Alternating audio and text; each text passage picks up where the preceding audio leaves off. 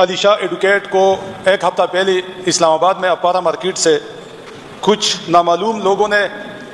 اٹھایا ہے اور پھر اس پر دہشت گردی کی پرچی کاٹی ہے۔ جناب اسپیکر صاحب، علی شاہ ایڈوکیٹ کو 25 نومبر صبح ان کو گرفتار کیا گیا تھا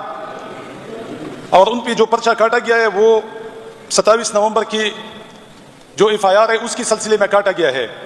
لیکن میں پوچھنا چاہتا ہوں جناب اسپیکر صاحب کہ ایک بندہ جیل میں تھا،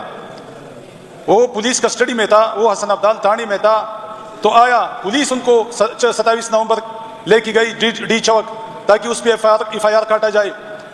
تو جناب اسپیکر صاحب، یہ جو علی شاہ ایڈوکیٹ کے اوپر FIR کاٹی گئی ہے،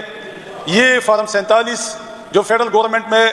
حکومت کر رہی ہے انہوں نے نہیں کاٹی۔ اصل میں فیڈرل گورنمنٹ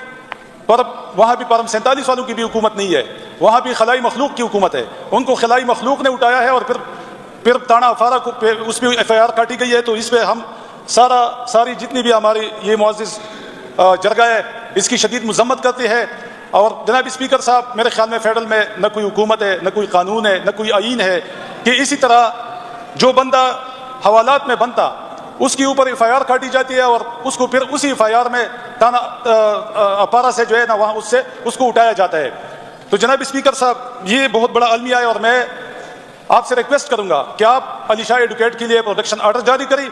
ہمیں پتہ ہے کہ فیڈرل گورنمنٹ میں سیاسی گورنمنٹ نہیں ہے، خلائی مخلوق کی حکومت ہے، وہ پروٹیکشن آرڈر کو نہیں مانیں گے، لیکن کم از کم ان خلائی مخلوق کو ہم ایکسپوز تو کریں گے کہ یہ حکومت نہ آئین مانتی ہے نہ یہ قانون کو مانتی ہے، اور اس طرح معزز کو انہوں نے اٹھایا ہے۔ اور ابھی عبد المنیم صاحب مجھے کہہ رہی تھی کہ ان کی بچوں کو KP ہاؤس میں وہاں بھی وہ رہنے بھی نہیں دیا جاتا، تو اس پہ بھی آرڈر جاری کریں کہ ان کا کیا گناہ ہے، وہ تو بائی رینٹ مطلب ہے کہ پیسے دیتی ہے، تو اس کی بچوں کو بھی وہاں پہ نہیں رہنے دیتی، کیونکہ 2 دفعہ جج نے ان کو بلایا اور 2 دفعہ